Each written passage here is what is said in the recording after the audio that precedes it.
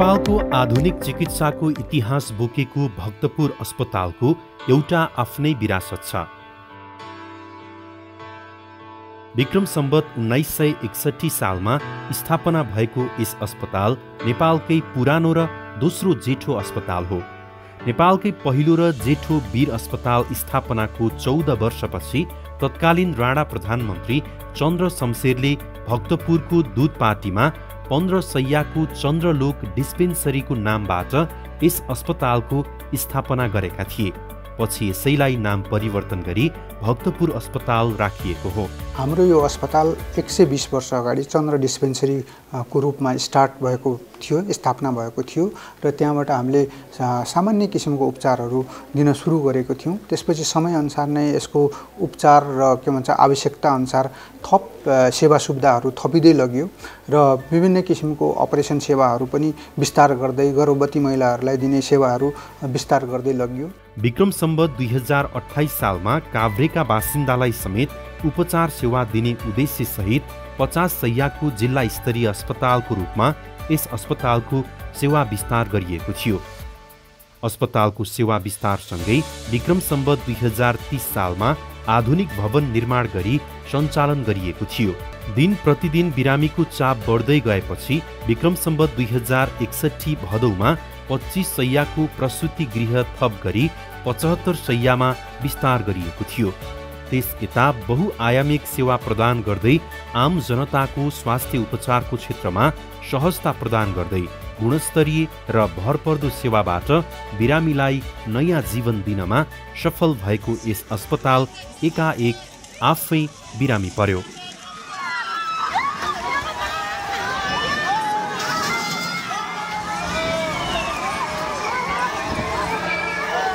विक्रम सम्वत 2072 वैशाख 12 गते गएको महाविनाशकारी भूकम्पले अस्पतालको पुरानो भवन सहित थप भवनहरू आंशिक रूपमा क्षतिग्रस्त हुन पुग्यो। बिरामीको चाप अनुसार सेवाको गुणस्तरलाई थप मजबुत बनाउँदै लगेको अस्पतालको भवन भूकम्पले चर्काएपछि उक्त भवनबाट बिरामीको उपचार गर्न कठिनाई हुन थाल्यो। जीर्ण क्षतिग्रस्त भवनबाट जोखिम मोलेर काम गर्नुपर्ने अवस्था आएपछि अस्पतालले नेपाल सरकार स्वास्थ्य तथा जनसङ्ख्या मन्त्रालय र ब्रिटिस एम्बेसीमा सहयोगको लागि अनुरोध गरेको थियो।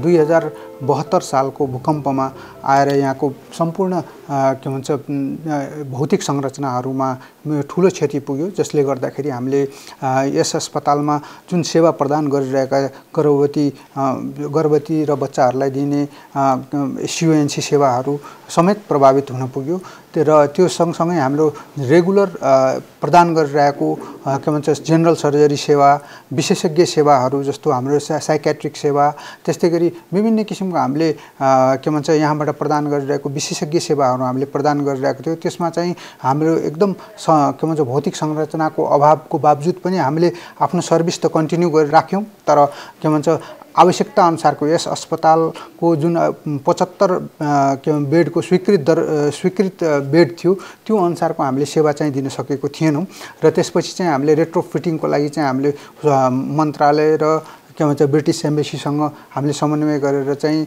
यसको के भन्छ रेट्रोफिटिङ गर्नुपर्ने आवश्यकता र समय अनुकूल हाम्रो अपरेसन थिएटर र के भन्छ आइसियुको आवश्यकता 15 बेडेड आइसियुको आवश्यकता थियो, जुन अहिले हाम्रो के भन्छ प्रिफ्याब स्ट्रक्चरबाट सञ्चालनमा रहेको छ।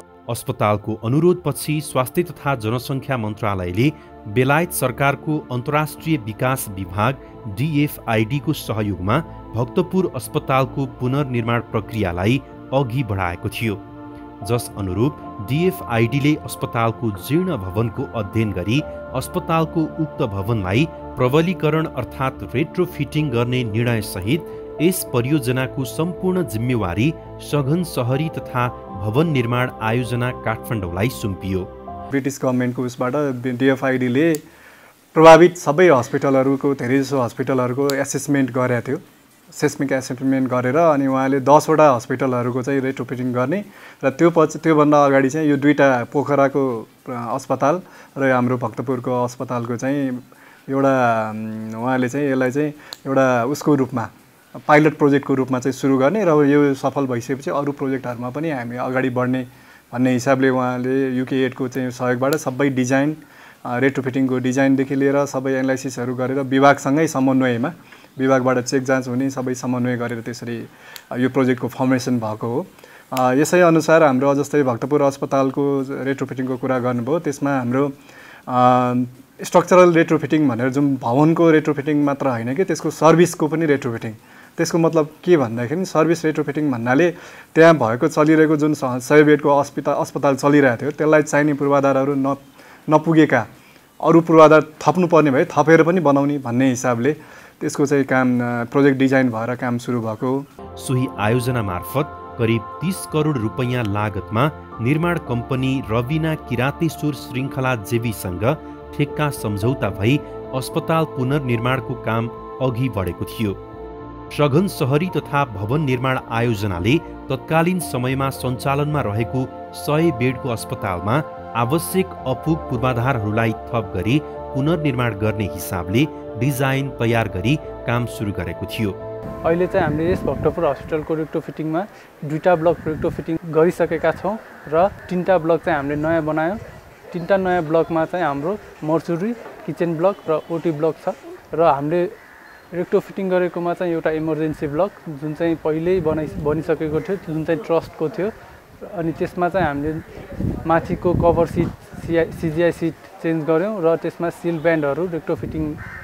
ब्यान्डहरू राखेर रेट्रोफिटिङ गऱ्यौँ र हाम्रो मर्टिनिटी ब्लकमा चाहिँ 4वटा सेयरवाल उठायौँ भने र त्यसमा 4वटा सेयरवाल सँगसँगै 8वटा कोलुमहरू पनि ज्याकेटिङ गऱ्यौँ। त्यो चाहिँ हामीले तल बेसदेखि नै माथिसम्म उठाएका छौँ। अस्पतालको नियमित सेवा कुनै पनि हिसाबले प्रभावित नहोस् भन्ने उद्देश्यले पहिलो चरणमा उपचार सेवालाई अन्य स्थानमा डिक्यान्टिङ ब्लक निर्माण गरी स्थानान्तरण गर्ने योजना अनुरूप डिक्यान्टिङ ब्लक निर्माण थालिएको थियो। यही बीचमा 2074 सालमा मुलुक सङ्घीय संरचनामा गएपछि भक्तपुर अस्पताललाई बागमती प्रदेश अन्तर्गतको एकमात्र प्रादेशिक अस्पतालको रूपमा रूपान्तरण गरियो। तर अस्पतालका भवन संरचनाहरू रेट्रोफिटिङ कार्य सञ्चालन भइरहँदा 81 नेपालमा कोभिड-19 को विश्वव्यापी प्रकोपको आकस्मिक अवस्था उत्पन्न हुन पुग्यो।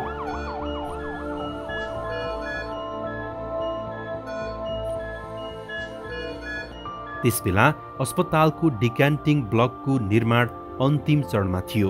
हस्पिटल चाहिँ रेट्रोफिटिङ सुरु गर्नु अगाडि भनेर त्यसलाई डिक्यान्टिङ भनेर त्यसलाई जुन भएको अस्पतालको सर्भिसलाई अर्को ठाउँमा सारेर डिक्यान्टिङ सर्भिसेसको लागि डिक्यान्टिङ ब्लकहरू बनाएको थियो पहिलो फेजमा। अनि दोस्रो फेजमा आएर चाहिँ हामीले यो रेट्रोफिटिङको कुरो भयो। किन भन्दा यो हस्पिटल चलिरहेको हस्पिटलको सर्भिस नसारीसँग त्यो बिल्डिङमा हामीले केही पनि गर्न नपाउने भयौँ। त्यस कारणले गर्दाखेरि चाहिँ रेट्रोफिटिङ सुरु गर्न अगाडि डिक्यान्टिङ ब्लक बनाएको थियो।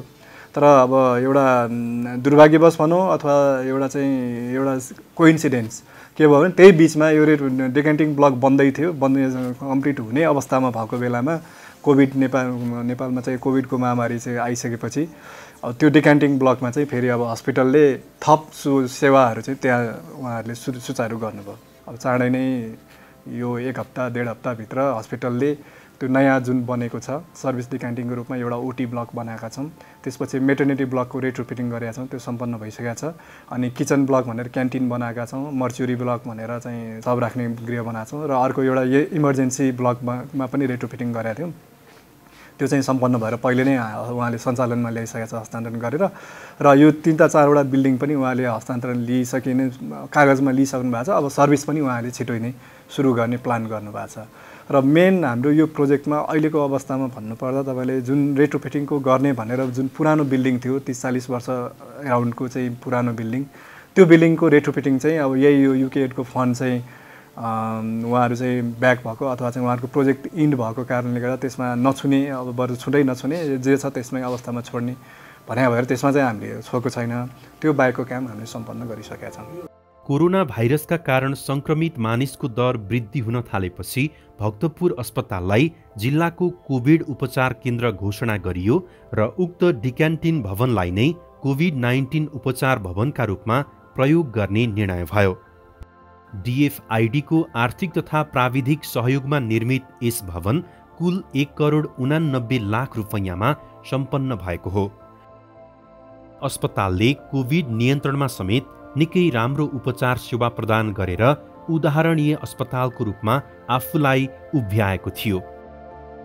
उपचार सेवामा निकै अब्बल देखिएपछि यस अस्पताल 2077 सालमा बागमती प्रदेशभित्रका अस्पतालहरूमध्ये सर्वोत्कृष्ट बन्न सफल भएको थियो। अस्पतालको सेवा प्रवाहमा आम नागरिकको विश्वास र भरोसा बढ्दै गए पनि अस्पतालको भौतिक संरचनाका कारण उपचार सेवा प्रभावित बनिरहेको थियो। अब अहिले हामीले के भन्छ रेट्रोफिटिङको भवनबाट चाहिँ सेवा दिँदाखेरि रेट्रोफिटिङ गर्दाखेरि एकमा त के भन्छ हामीलाई जुन भवन बनाउन लाग्ने जुन कस्ट छ त्यो कम हुन जान्छ र अर्को कुरा चाहिँ के भन्छ हामीलाई तुरन्तै जुन सेवाहरू सञ्चालन गर्नुपर्ने छ त्यसको लागि चाहिँ हामी सानो समयमा नै सेवाहरू यस भवनबाट सञ्चालन गर्न सक्नेछौँ। अस्पताललाई डिक्यान्टिन ब्लकमा सारिए पनि रेट्रोफिटिङ र अन्य संरचना डिजाइनको काम भने चलि नै रहेको थियो। तर कोभिड महामारी लगायतका कारणले उक्त प्रक्रियामा ढिलाइ हुन पुग्यो। त्यस यता केही डिक्यान्टिन भवन र केही भवनको रेट्रोफिटिङ चलिरहँदा गत पुस 13 गते DFID को सम्झौता अवधि समाप्त भयो र उक्त संस्था यस परियोजनाबाट बाहिरियो। DFID ले थप आर्थिक तथा प्राविधिक सहयोग नगर्ने भएपछि हाल अस्पतालको बाँकी काम अघि बढ्न सकेको छैन। पहिला सुरुमा DFID को यो प्रोजेक्ट आइसकेपछि डिजाइन फेजमै टाइम लाग्यो हैन। अब कतिवटा हस्पिटलको उहाँहरूले गर्ने भनेको थियो, त्यसको सेस्मिक एनालिसिस गरेर सबै गरेर डिजाइन तयार हुनै लगभग 1.5-2-3 वर्षै लाग्यो जस्तो लाग्छ। त्यसपछि यो टेन्डर प्रक्रियामा गएर काम सुरु हुँदाखेरि हामीसँग लगभग 1.5 वर्ष जति थियो। हामीले प्रोजेक्ट पिरियड पनि त्यही 1.5 वर्षकै दिएका थियौँ। अनि काम गर्दै जाँदाखेरि अब बिचमा त्यो पहिला सुरुमा दिएको टाइममा नसकेपछि करिब 1 वर्ष चाहिँ थपिएकै हो। तर त्यो बिचमा पनि यो काम नसकेको हुनाले अब उहाँहरूको पनि आफ्नै बाध्यता होला, युके एडको त्यो हामीले भन्न सक्ने कुरा भएन। अब यो फेज आउट गरेर यो अब योभन्दा पछाडि हामी एक्सटेन्ड गर्नै सक्दैनौँ भन्ने हिसाबले उहाँले चाहिँ छोड्नुभयो। तर हाम्रो कन्ट्र्याक्टहरू अझ पनि सम्झौता त हामीले त्यो काम यो काम गर्ने भनेर गरेका छौँ, त्यो सम्पन्न हुन सकेको अवस्था थिएन। त्यो नहुँदै पनि उहाँहरू चाहिँ त्यहाँ बाहिरिनु पर्यो। त्यो पछिको त्यो युके एडले चाहिँ फन्डिङ बाहिर अथवा चाहिँ नदिने भइसकेपछि हाललाई चाहिँ काम अगाडि नबढाऊ भन्ने हिसाबले नै राखेका छौँ कन्ट्र्याक्टरलाई। बिचमा यो स्टेयरिङ कमिटीको 80 सालको असोजको 17 गते भएको जुन यो स्वास्थ्य मन्त्रालयको सचिवजीको अध्यक्षतामा बस्ने स्टेयरिङ कमिटीको मिटिङ छ, त्यो मिटिङ बस्दाखेरिको अवस्थामा जुन ब्लकहरू जुन काम हामीले अगाडि बढाइसकेका छौँ त्यसलाई सकाउनतिर लाग्ने, सम्पन्न गर्न र बाँकी नयाँ गर्नुपर्ने बाँकी काम चाहिँ सुरु नगर्ने, नछुने। किनभने छोएर फेरि उहाँले फन्डिङ छोड्दाखेरि बिचमा अल्पत्र अवस्थामा नहोस् भन्ने हिसाबले त्यसरी निर्णय भयो। र त्यो पछि जुन उहाँहरूको म्याद थप पनि हुँदैन, कन्ट्र्याक्टरको पनि म्याद थप नगर्ने भन्ने किसिमले निर्णय भएको हुनाले हामीले कन्ट्र्याक्टरलाई त्यही हिसाबले चाहिँ मेसेज फ्लो गऱ्यौँ। आयोजना मार्फत हाल अस्पताल परिसरमा प्रसुति सेवा भवन, शल्यक्रिया भवन, सघन उपचार भवन, भान्साघर र शव परीक्षण घर निर्माण भइसकेको छ, जसमा शव परीक्षण घर, भान्साघर र शल्यक्रिया भवन नवनिर्मित भवन हुन् भने सघन उपचार भवन र प्रसुति सेवा भवन भने रेट्रोफिटिङ गरिएको हो। पहिला यो वार्ड भनेको चाहिँ इमर्जेन्सी डिपार्टमेन्ट हो र त्यो बेलामा चाहिँ हामीसँग इमर्जेन्सी बेड भनेर 10 वटा मात्र थियो हैन, 10 वटा मात्र थियो, जुन चाहिँ हाम्रो हस्पिटलको लागि अपुगै थियो। तर आफ्टर रेट्रोफिटिङ पछि जुन चाहिँ अब स्ट्रक्चरहरूमा पनि चेन्ज भएको छ र पहिला चाहिँ जस्तै ड्रेसिङ गर्दाखेरि पनि हामीले एउटा स्क्रिन राखेर मात्र ड्रेसिङ टाँका लाउने गर्थ्यौँ। तर रेट्रोफिटिङमा चाहिँ इन्फ्रास्ट्रक्चर चेन्ज गरेर उहाँहरूले चाहिँ माइनर ओटी शुद्ध बनाइदिनु भएको छ र अर्को बेडको क्यापासिटी पनि हामीले चाहिँ 17 देखि 20 वटासम्म राख्ने क्यापासिटी पनि बनाइदिनु भएको छ, जुन चाहिँ यो अस्पतालको लागि चाहिँ एउटा राम्रो कुरा चाहिँ मान्न सकिन्छ। अर्को चाहिँ हाम्रो नर्सेसहरूको लागि भनेर चाहिँ चेन्जिङ रुम, डक्टर्सको लागि चाहिँ डक्टर्स रुमहरू, स्टोर रुमहरू चाहिँ छुट्टाछुट्टै भएकोले चाहिँ काम गर्न चाहिँ एकदमै सहज भएको छ। अर्को कुरा चाहिँ यो रेट्रोफिटिङमा चाहिँ जुन फ्लोरहरू राखेको छ एन्टी माइक्रोबियल फ्लोर छ, जुन चाहिँ यही फ्लोरबाट चाहिँ एन्टी माइक्रोबियल प्रोडक्सन भइरहेको छ, जसले चाहिँ इन्फेक्सनको ब्याक्टेरियाहरू, इन्फेक्सन गराउने कीटाणुहरूलाई चाहिँ मार्छ।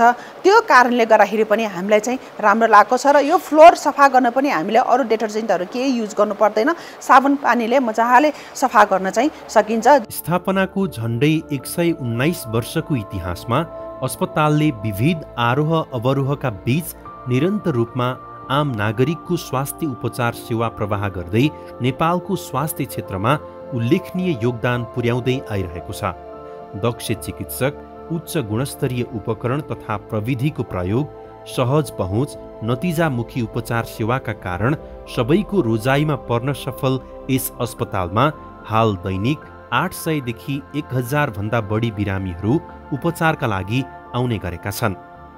यस अस्पतालले हाल विशेषज्ञ तथा विशिष्टीकृत सेवा दिइरहेको छ। अस्पताल आएका कुनै पनि बिरामी उपचार नपाई फर्किनु नपरोस् भनेर अस्पतालले 24 घण्टा आकस्मिक सेवा, स्त्री रोग, प्रसुति सेवा, आमा सुरक्षा कार्यक्रम सञ्चालन गरेको छ। यसका साथै सर्जरी, बालरोग, छाला रोग, मानसिक रोग, फिजियोथेरापी, आँखा तथा चस्मा जाँच, स्वास्थ्य बीमा सेवा सञ्चालन गरिरहेको छ। गरिब विपन्नहरूका लागि अस्पतालमा सामाजिक सुरक्षा इकाइ समेत सञ्चालनमा रहेको छ। नेपालकै गौरव गर्न लायक भक्तपुर अस्पतालले नागरिकका लागि उपलब्ध गराइरहेको स्वास्थ्य सेवालाई थप प्रभावकारी बनाउन जीर्ण अवस्थामा रहेका भवनहरूको तत्काल प्रबलीकरण जरुरी देखिएको छ। रेट्रोफिटिङ गरिसकेपछि अब रेक्टर स्केल भनेर ठ्याक्कै हामीले मापन हुँदैन। रेक्टर स्केल भनेको त एउटा म्याग्निच्युड मात्रै हो। हामीले जस्तै भूकम्प प्रतिरोधी भवन बनाउँदाखेरि हस्पिटल चाहिँ के कन्सेप्टले बनाउँछौँ भने नेपालको काठमाडौँको त्यो ठाउँमा आउने कुनै पनि ठुलो भूकम्प जुन हाम्रो कोडल प्रोभिजन छ त्यो कोड अनुसार यति रेक्टरै भनेर हुँदैन, त्यसमा चाहिँ म्याग्निच्युड हुन्छ, त्यसमा फ्रिक्वेन्सीहरू हुन्छ। त्यो लेभलको जो भूकम्प आउँदाखेरि त्यो भवन चाहिँ सर्भिसेल लेभल, हस्पिटल चाहिँ अरू बिल्डिङ जस्तो चाहिँ नभत्के पुग्छ होइन कि, यसमा चाहिँ अपरेसन भइरहेछ भने अपरेसन भइराख्नु पर्यो। त्यो लेभलमा हामीले यसलाई सेफ्टी लेभल पुर्याउने हिसाबले लाइफ सेफ्टी लेभल भन्छ, यसलाई सर्भिसेबिलिटी लेभल भन्छ। सर्भिसेबिलिटी लेभलसम्म हामीले पुर्याउने हिसाबले यो रेट्रोफिटिङ गर्ने हो। यसै सन्दर्भमा हाल प्रदेश सरकारले भक्तपुर अस्पताललाई थप 300 शैय्याको रूपमा विकास गरी नयाँ अस्पताल निर्माण गर्ने समेत बताएको छ। यस विषयमा नेपाल सरकार स्वास्थ्य मन्त्रालयले भने प्रदेश सरकार आफैले स्तरोन्नति गर्ने या केन्द्र सरकारलाई जिम्मेवारी दिने भन्ने यकिन भएपछि यसमा काम हुने जनाएको छ। सबभन्दा पहिले त भक्तपुर अस्पताल चाहिँ बागमती प्रदेश अन्तर्गतको प्रादेशिक अस्पताल हो। त्यसकारण बागमती प्रदेशबाट त्यहाँको स्वास्थ्य मन्त्रालयले स्तर उन्नति गर्ने र शैय्या बढाउने भनेर निर्णय गरेको चाहिँ हामीलाई सुन्नमा आएको छ, तर जानकारी चाहिँ आएको छैन। त्यसकारणले गर्दा अब बागमती प्रदेश आफैले बनाउन सक्ने हो भने उहाँहरूले चाहिँ गर्नुहुन्छ होला। यदि उहाँहरूले चाहिँ आफै गर्न नसक्ने स्थिति भयो भने सङ्घीय सरकारलाई चाहिँ बनाले चाहिँ रिक्वेस्ट लेटर लेख्नुहुन्छ। त्यसपछि हामीले चाहिँ अब पहिले चाहिँ जसले चाहिँ बनाले जिम्मा लिएको थियो भरसक उसैलाई नै रिक्वेस्ट गर्छौँ। यदि उसले चाहिँ विविध कारण देखाएर नसक्ने भयो भने हामी कहाँ चाहिँ भने भवन विभाग पनि छ, शहरी विकास मन्त्रालय पनि छ र त्यसैमा चाहिँ यदि भूकम्पको असरले भएको असर हो भने हामीसँग एनडीआरआरएमए पनि छ। उहाँहरूलाई चाहिँ अनुरोध गरेर त्यही अनुसार चाहिँ त्यसलाई चाहिँ स्तर उन्नति गर्ने हो। निर्माणको काम हाललाई स्थगित भएपछि सघन शहरी तथा भवन निर्माण आयोजना निर्माण कम्पनीसँगको ठेक्का सम्झौता रद्द गर्ने चरणमा रहेको छ। हाम्रो आयोजनाको टिओआर भनौँ, अब कार्यक्षेत्र भन्नुपर्दा अहिलेको अवस्थामा आएको इम्प्लिमेन्ट गर्ने मात्रै भयो। अहिले हामीलाई चाहिँ सबभन्दा गाह्रो भनेको अब हामीले सम्झौता गरिसकेका छौँ कन्ट्र्याक्टरसँग, त्यो सम्झौता कसरी टुङ्ग्याउने अथवा चाहिँ यसलाई सेफ ल्यान्डिङ गर्ने एउटा पार्ट भयो। त्यो पछिको भनेको अब यसलाई रेट्रोफिटिङ नै गर्ने अथवा चाहिँ अघि तपाईँले भने चाहिँ 300 बेडको भवन के अरे हस्पिटल अपग्रेड हुँदाखेरि चाहिने थप संरचनाहरू बनाउनु पर्ने हो कि के हो त्यो भन्ने कुरा नेपाल सरकारले डिसाइड गर्छ र त्यो डिसिजन अनुसार स्वास्थ्य मन्त्रालयबाट बजेटिङ भयो भने नयाँ बिल्डिङ बनाउने हो अथवा त्यसलाई रेट्रोफिटिङ गर्ने हो। त्यो अब यता अख्तियारी अहिले जुन प्रकृतिमा चाहिँ विभागमा आउँछ र हामीले इम्प्लिमेन्ट गर्ने गरेका छौँ त्यो हिसाबले नै अगाडि बढ्छौँ। अहिले त हामीले त्यो कन्ट्र्याक्टलाई कसरी क्लोज गर्ने अथवा रेट्रोफिटिङ गरेर टुङ्ग्याउने अथवा के भन्ने कुरा मात्रै त्यसमै सीमित छौँ अहिले त हामी। अब बाँकी जिम्मेवारी भने बागमती प्रदेश सरकार र नेपाल सरकारको काँधमा आएको छ। यस अर्थमा देशमै नाम कमाएको भक्तपुर अस्पतालको स्तरोन्नति या नयाँ अस्पताल निर्माणलाई तदारुकताका साथ अघि बढाउन जरुरी देखिएको छ।